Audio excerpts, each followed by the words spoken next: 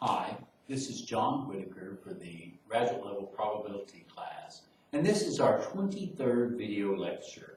And today I want to refer back to the yoga problem that we had before and write up a kind of resulting fact from that example. And then I want to extend that fact, and then we want to do one more fact. And that's all we're going to do today. So today's going to be kind of a shorter video lecture.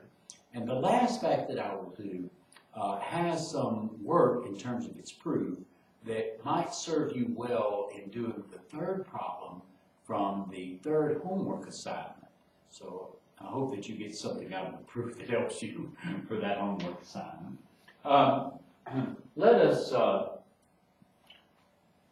write up the fact that I'm referring to, which really results from the example we did about the yoga studio, the last example we did. So here's what it says. It says, suppose each of a Poisson number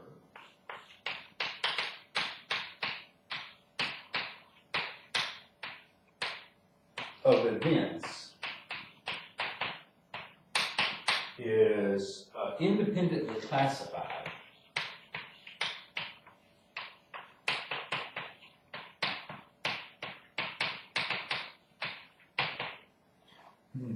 as either being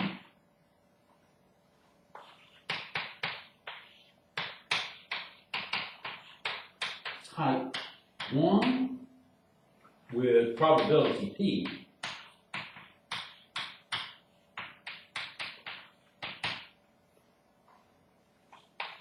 or type 2 with probability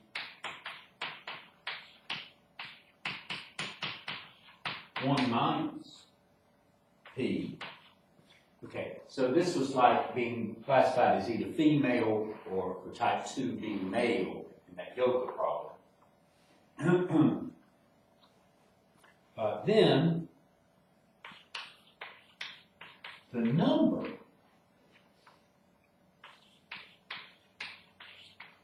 of type 1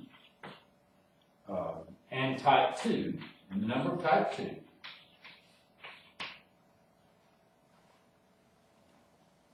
so each one of those numbers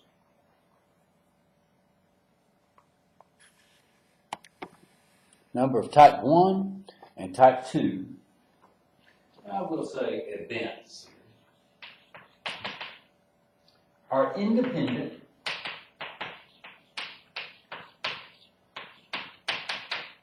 Poisson random variables.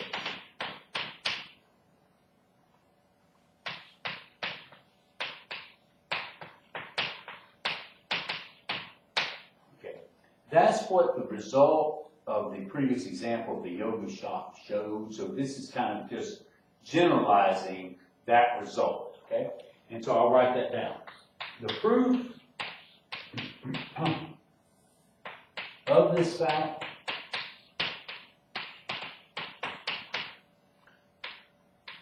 is in the work of our previous example.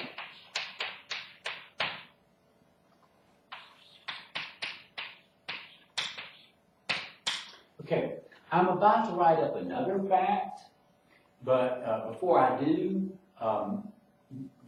let me just say what the next fact is going to be. It's going to be an extension of the fact that we just had here. So instead of just having 2 types, maybe we have n types, and we can say that the number of each one of the n types of events will be independent Poisson random variables. So let me write that up.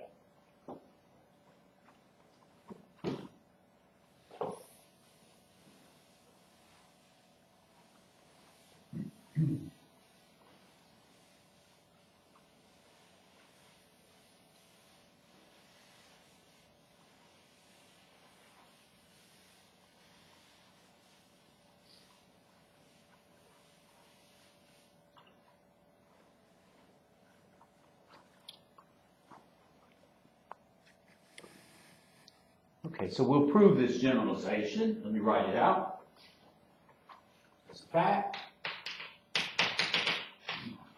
suppose each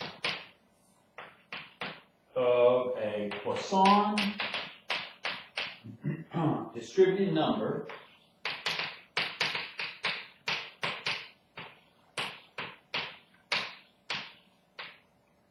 of events n with mean lambda is independently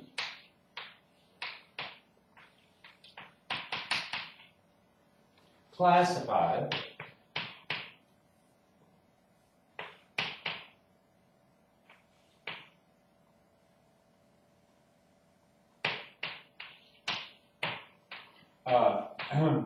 as being one of k types with probability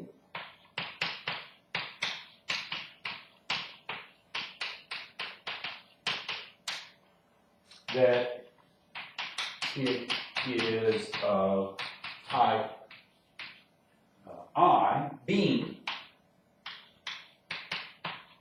P sub I, where I runs from 1 up to k types, and the sum, as I runs from 1 to k of P sub I, that has to be equal to 1.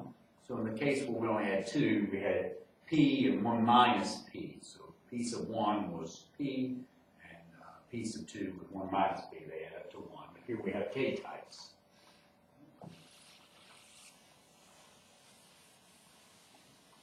So what I was just referring to was applying to the previous fact. So this generalization of the previous fact.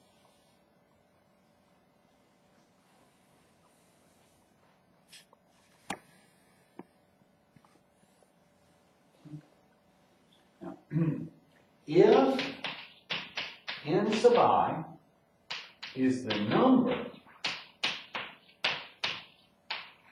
that are classified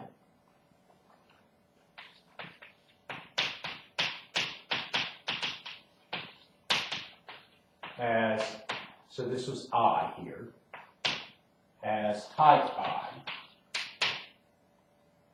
then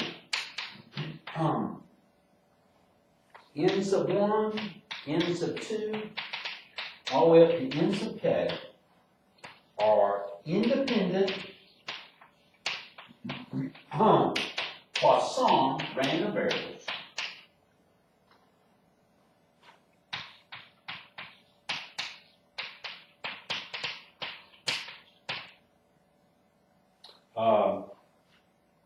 with respective means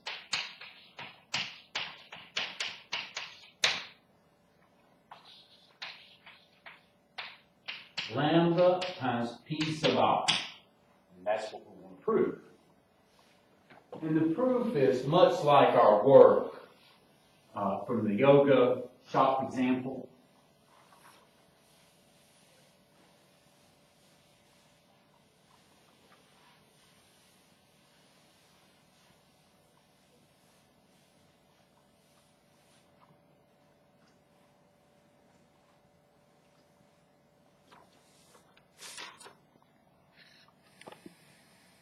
So how are we going to prove this? Well, we're going to look at the joint PMF. So, prove, we're going to start off by noting for the joint PMFs, we're going to look at the probability that n sub 1, big N sub 1 equals to little n sub 1, and n sub 2 equals to little n sub 2, and so forth, all the way up to n sub k is equal to little n sub k. Okay, using one of the facts that we had from last time, that's going to be equal to doing conditioning on big N, the total number. So this is the sum as I runs from 0 to infinity of the probability, the conditional probability of n sub 1 equals to little n sub 1, n sub 2 equals to little n sub 2, all the way up to n sub k equals to little n sub k, given that the total number is equal to I, at times the probability that the total number is equal to I. This is like that total law probability situation. Okay. Now, what I want to tell you is that this conditional probability is going to be, as we saw before, is going to be, this conditional probability here is going to be non-zero only when I is equal to the sum of n1 plus n2 all the way up to n sub k. So otherwise, everything else in the sum is equal to 0.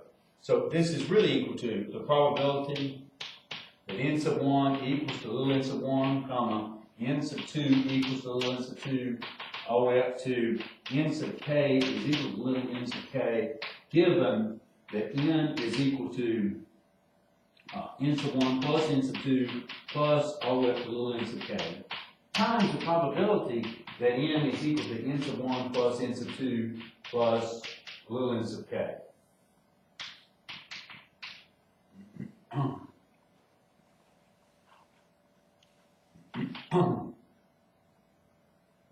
Okay, and so here we know that big N is Poisson distributed with mean lambda, and so here's what I have for that. So this part I'm going to leave alone. This probability n sub 1 equals to n sub 1, n sub 2 equals to little n sub 2, n sub k is equal to little n sub k, given that n is equal to n sub 1 plus n sub 2 plus n sub k.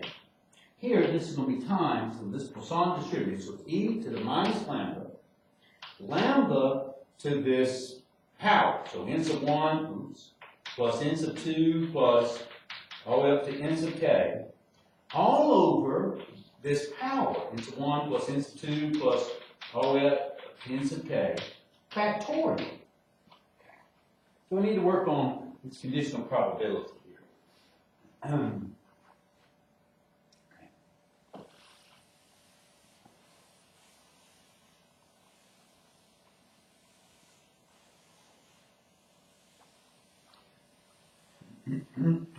You know, beforehand in the yoga problem, we thought of this as like a binomially distributed random variable. We're kind of this conditional probability. We're going to do something somewhat similar to that, but not exactly the same. So we know that the total number is this sum here. And so how many numbers do we have? We have n sub 1, little n sub 1 plus little n sub 2, all the way up to the addition of little n sub k. So that's how many numbers we have. So I can think of those as like, you know, dashes we got to fill out. So the tuples that make up this event are this sum number. Okay, let's say all of this adds up to something like 12. So I have 12 dashes, if you will. And out of those 12 dashes, we're going to talk about n sub 1 of them being, so we have type 1 of them. We have n sub 1 type 1s of them. And then so type 2, they're n sub 2, okay? And type k, they're n sub k of them. And so how would we say, if we got 12 of them, that so many of them are type 1? Well, here's what we do. We first of all say, well, how many type 1s are there? We want to have a little n sub 1 of them, okay? Little n sub 1 of them. And so out of those 12, or n sub 1 plus n sub 2 all the way to n sub k of them, we need to pick n sub 1 of those spots, okay, to be type 1s. And so how many ways could that be done? It would be this number, choose n sub 1. And then what's the chance for each one of those spots that we pick to be type 1? Well, that's p sub 1. And then move on from there. So here, let me go ahead and do that.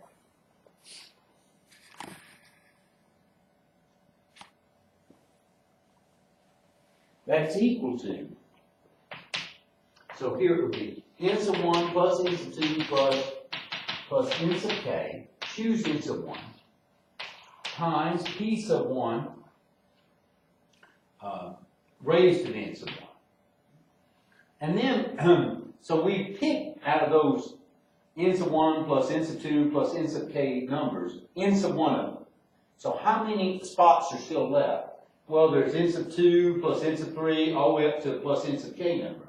And out of those, we want to pick n sub 2. So this is n sub 2 plus n sub 3 plus n sub k. Choose n sub 2. We want to pick n sub 2 of those, of these remaining spots, to be type 2, and the chance that each one of them is type 2, because we have this in, is p sub 2, choose n sub 2. And then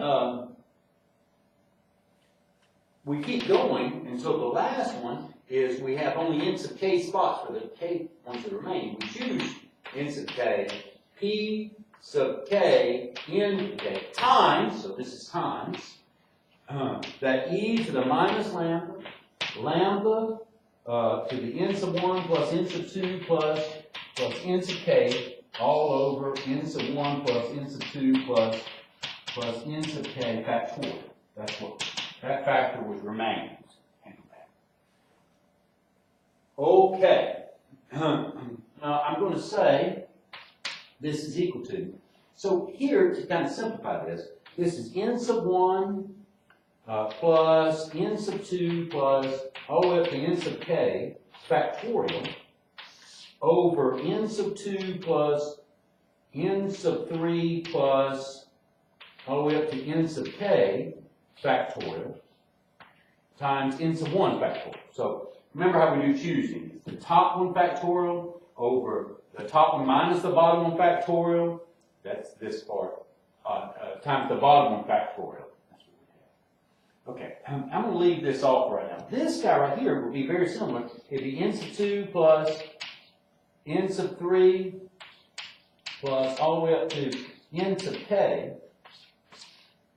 all over n sub 3 plus all the way up to n sub k times n sub 2 factorial. This is n sub 1 factorial. I forgot to put the 1. And we keep going, and then the last one is n sub k factorial over n sub k minus n sub k. Well, that's just 0 factorial times n sub k factorial.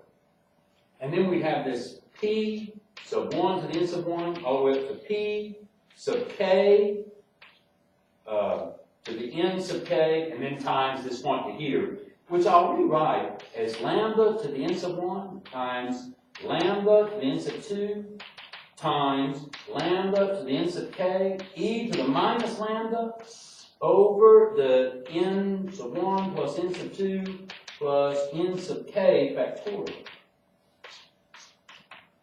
Okay. Well, I'm going to move over to that side just a second. This term right here cancels out with this one.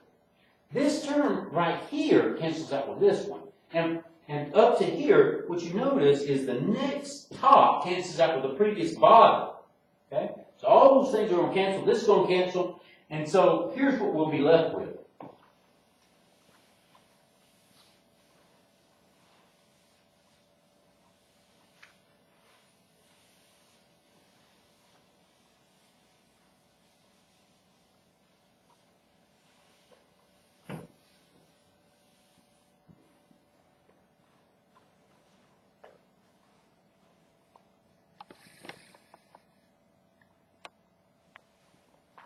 A little fuzzy.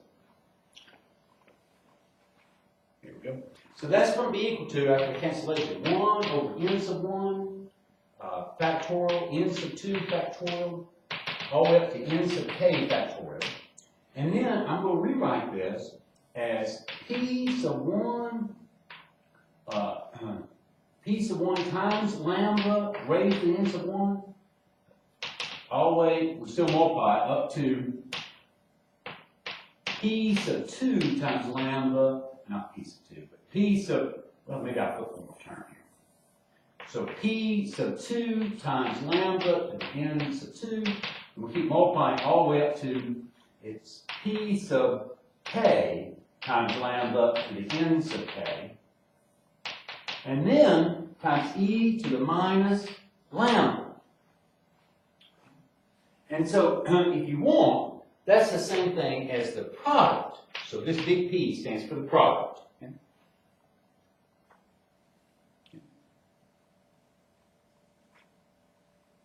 Oh, I want to write this down a different way. I'm sorry, I forgot something. So here, this can be rewritten as the same thing here. So my adjustment's going to be to the e to the minus lambda. Oh gosh. N sub 2 factorial, all the way n sub k factorial on the bottom here. These guys stay the same.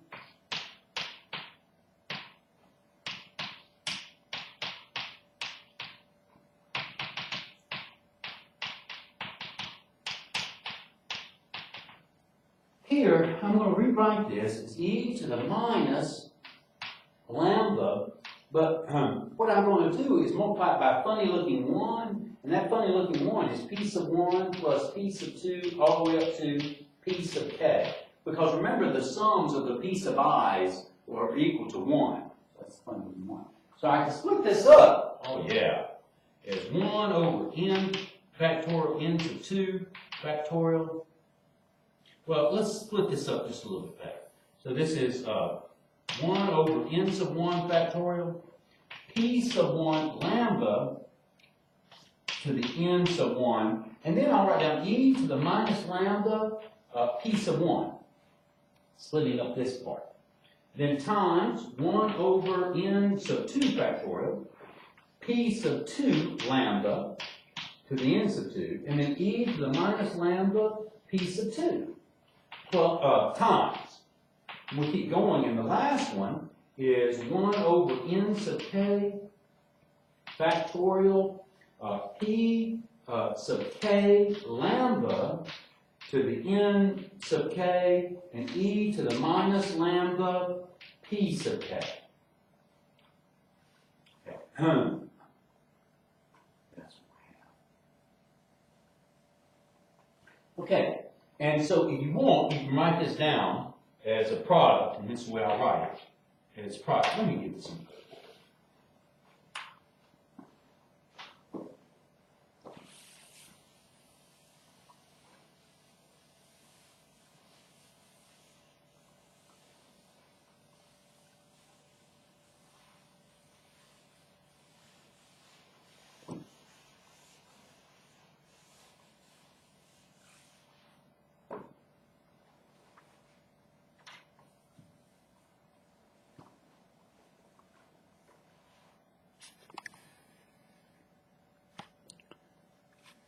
Okay, so that's equal to the product, okay, multiplication. Here's what I'll write. Is 1, this is I runs from 1 to k.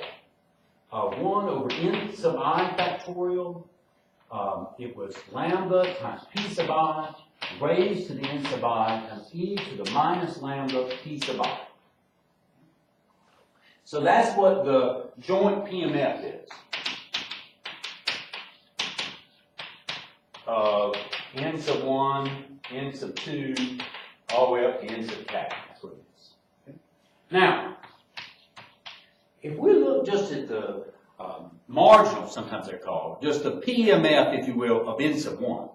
So, the probability that n is equal to n sub 1 is equal to little n sub 1. Okay, so how would you figure this out? Well, how do you find the individual one? And this kind of helps with the problem. How would you find the individual one if you've got the joint between k of them? Well, what you do is you sum the joint over all the other random variables or indexes. So n sub 2, n sub 3, sum over n sub k. And here they're running from 0 up to infinity of the joint, so 1 over n sub 1 factorial, 1 over n sub 1 factorial, n sub 2 factorial, all the way up to n sub k factorial. And then here we have lambda. Let me just put this in the top so I have one. So lambda p sub 1 to the n sub 1, lambda p sub 2 to the n sub 2 times all the way up to lambda p sub k to the n sub k. And then this times, I've run out of room, but I'm still going to try to get in here. It's e to the lambda p sub 1 times e to the lambda, it's minus lambda p sub 2 all the way to e to the minus lambda p sub k. Okay. Now, lots of these parts, these individual terms that we have, factors that we have in here, are constants with respect to each one of the sums that are involved. And so you can rewrite this. So first of all, the parts that have to do with n sub 1, just have n sub 1 and lambda in them, they are constant to all the sums. So this ends up being, you can factor out that 1 over n sub 1 factorial, lambda p sub 1 to the n sub 1 times e to the minus lambda p sub 1. Because that expression, that factor is right there, the multiplication of this factor, has nothing to do with index n sub 2, n sub 3, all the way to n sub k. And then you could rewrite this as this sum over n sub 2 equals 0 to infinity of what would be here is lambda p sub 2 raised to n sub 2 over n sub 2 factorial e to the minus lambda p sub 2. And gosh, kind of run out of room here, but and then this sum n to 3 equals 0 to infinity lambda p sub 3 raised to n sub 3 over n sub 3 factorial times e to the minus lambda p sub 3. P sub 3 is what I got there. Times, you keep going, or well, you keep going with sums, and then your last sum is n sub k running from 0 to infinity, lambda p sub k to the n sub k over n sub k factorial, and that's times e to the minus lambda p sub k. Okay? But each one of these guys is nothing more than the sum of a Poisson. This is a Poisson random variable form, okay, with parameters lambda times p sub here 2. Okay, that's what it is. And so that sum of that PMF is just going to be 1. So this is going to be 1, this is going to be 1, all of these are going to be 1. And so we just get, for the PMF of n sub 1, we just get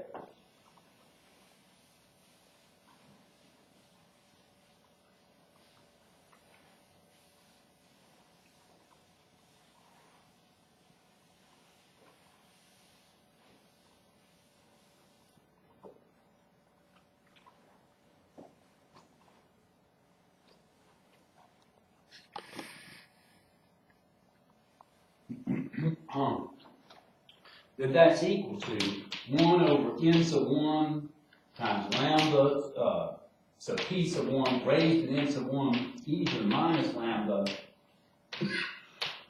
p sub 1. Okay? So, in general, we could keep doing that process, and what we find, we could do that process for the probability mass function of n sub 2, and the same thing for the probability mass function of n sub 3, all the way up to the probability of mass function of n sub k. So in general, here's what we found.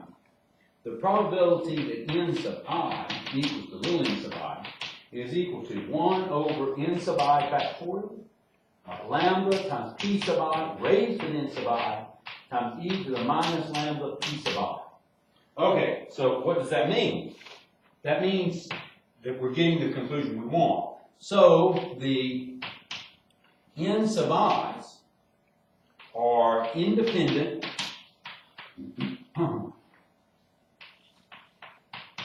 Poisson random variables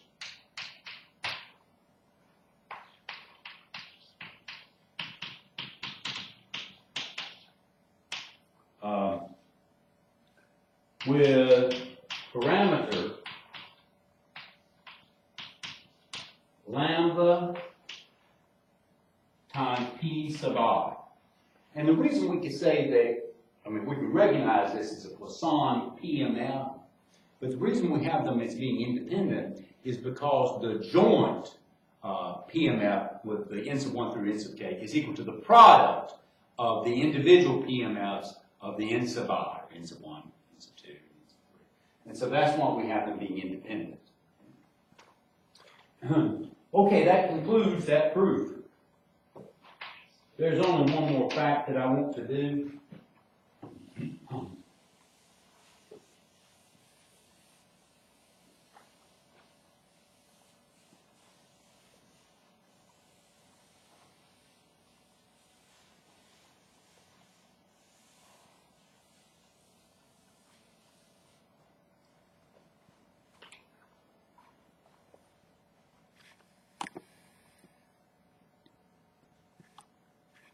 Okay. So we're talking about conditionaling and maybe adding some conditional item that will help our computation of the original problem that we're looking at. And so here's a fact for which that type of conditioning might be beneficial. And this fact says the conditional expectation of x given y equals y is equal to, well, it's equal to one of two things.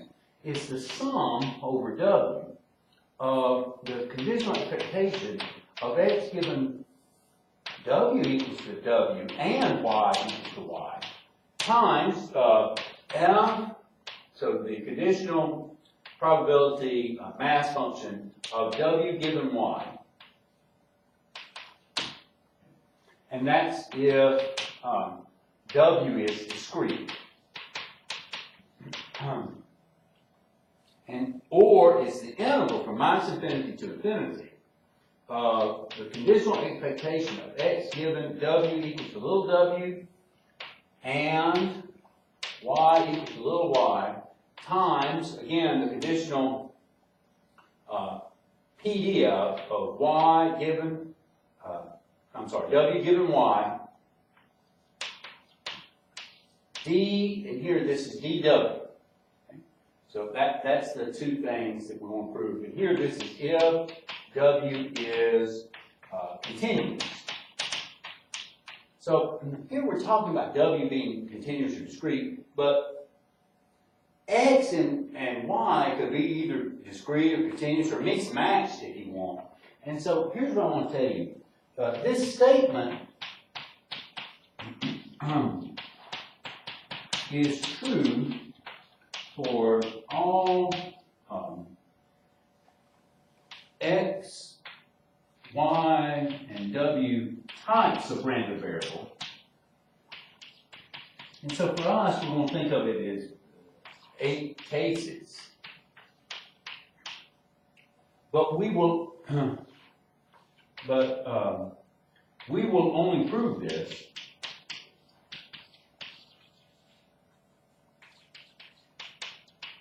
when all variables are discrete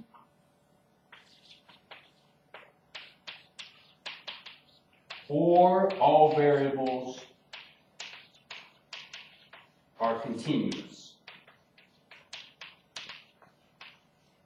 Okay? That's what we're going to do. So let's work on that.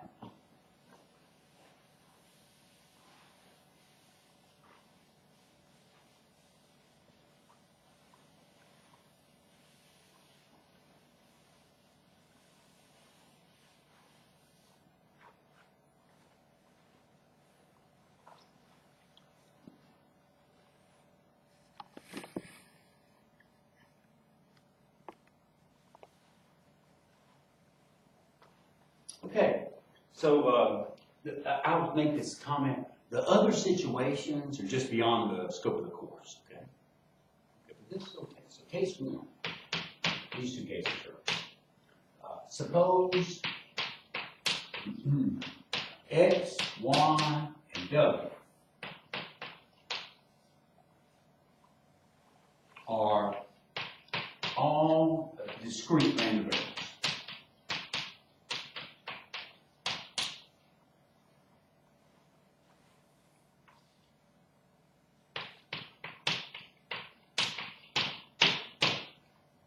Okay?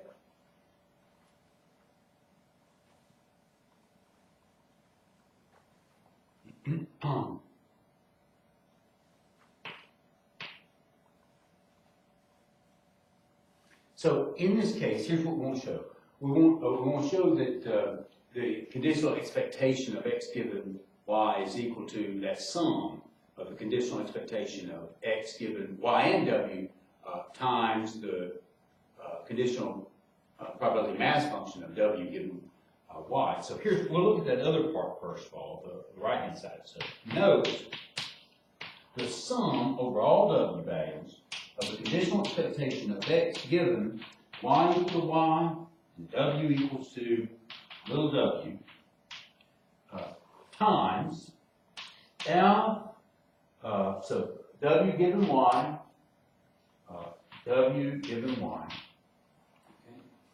Okay. So here, this guy is equal to, all right, well, let's talk about this, the conditional expectation. So first of all, we got this sum over w. This conditional expectation is going to be some function of y and w. So here's what it's going to be. So how do we do that? It's going to be a sum over the x values of x times f of x given y and w. Okay, so x given, now I'll put it in parentheses, y and w. Okay. And here, this guy right here is f of y and w over f sub y. So we have the sum over w, sum over the x's. Okay, so that's what we're doing. This should have a y.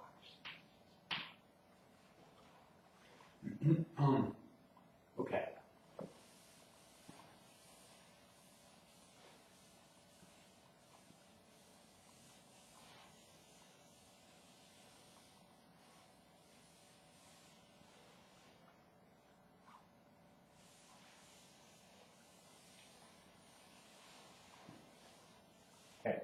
What I'm going to do is rewrite this conditional probability mass function in terms of what its definition should be and what its definition is.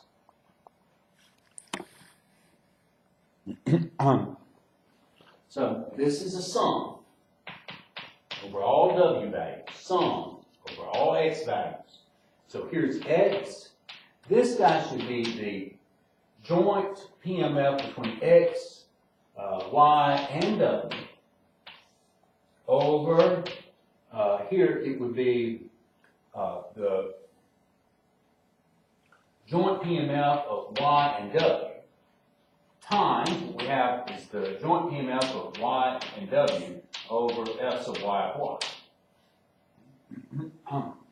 Okay, this is equal to, of course, these two guys cancel. So we have this sum. Let's interchange the sum. Sum is x, sum of y, w, I should say. X, so here is f, x, y, w, f sub y of y. Now, with respect to summing over w, this guy here and this guy here are constants. So let's pull those out. So it's the sum over x's over x, and you know, I said something that I didn't mean. Let us leave this PMF of y still involved in the second sum. So sum over the w's of the joint between the three random variables over f sub y of y. Okay. And you could have pulled it out. Let's pull it out. Okay. So this is x over f sub y of y. Let's pull it out. So here when I sum over the w's, then we still have the sum over x, x, 1 over f sub y of y. I write it that way this time.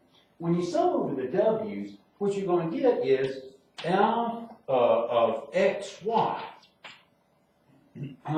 And so this is the sum over the x's, just to write it down really nicely, of x, f of x comma y, f sub y of y. If you will, that's, heck, That's the sum over the x's of x, and this is nothing more than the conditional PMF of x given y. That's its definition. And of course, this is nothing more than the conditional expectation of x given y, and that's what we wanted to show. I'll write it right here. And in this case, that's what we want to show. So now we only have the other case to worry about, case 2, when everything is continuous. And it works very similarly, except it's going to have intervals.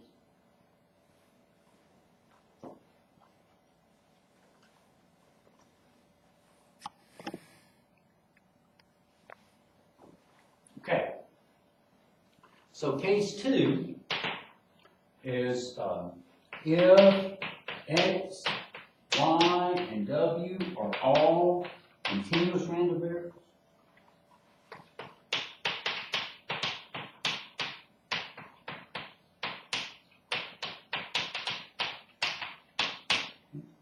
Then, in terms of what we're going to want to work with, show 2 things that are equal, let's work with the right-hand side. And we did before. So note, the integral from minus infinity to infinity of the expected value of x given w or y equals to little y and w equals to little w times L, the conditional probability density function of w given y dy. So let's say what this is equal to. So we're talking about continuous random variables. So this first integral is there. This is going to be an integral from minus infinity to infinity. Again, it's a conditional expectation. So it's of x, and then what I need here is f of x given, here again, y, w. So here it's x given y, w. And this is f y given, I'm sorry, w given y, dw.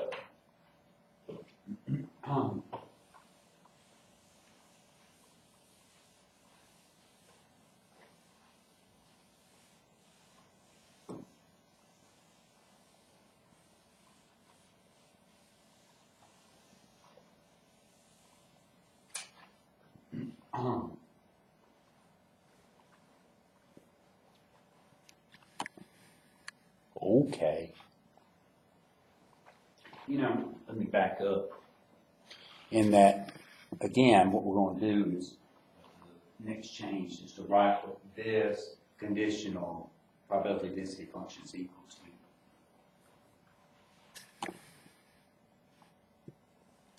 to. So this is equal to an integral. You know, I made a mistake. Let's back up. What mistake did I make? Well, I only got one d something here.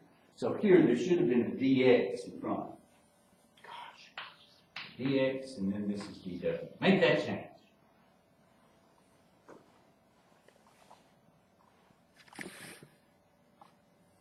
Okay. This integral from minus infinity to infinity. Integral from minus infinity to infinity of x. And here I would have the joint of x, y, and w over f of y and w times this guy right here is nothing more than f of wy or yw over f. So y, and then dx, dy, dw, I should say.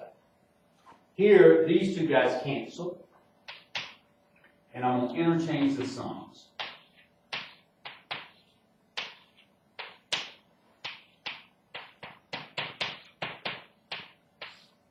These two guys cancel, dw dx. This is equal to, here I can pull out the x from the first integral. I can pull out the 1 over f sub y of y.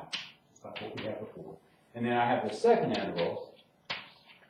Here, this is f of x, y, w, dw, so I'm doing this first, dx, okay. This guy, when you integrate with respect to w, it's just going to yield the joint between x and y. So that's what I'm going to have here. Make that change, that simplification.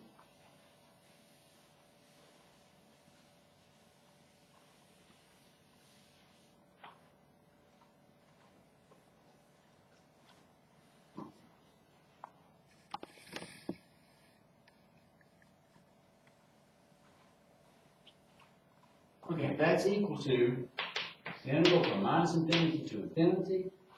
Here I would have x, it would be f of x, y over f of y, and now down to dx. And that's the same thing, just to be very clear, minus infinity to infinity, x, this is f, the conditional p df of x given y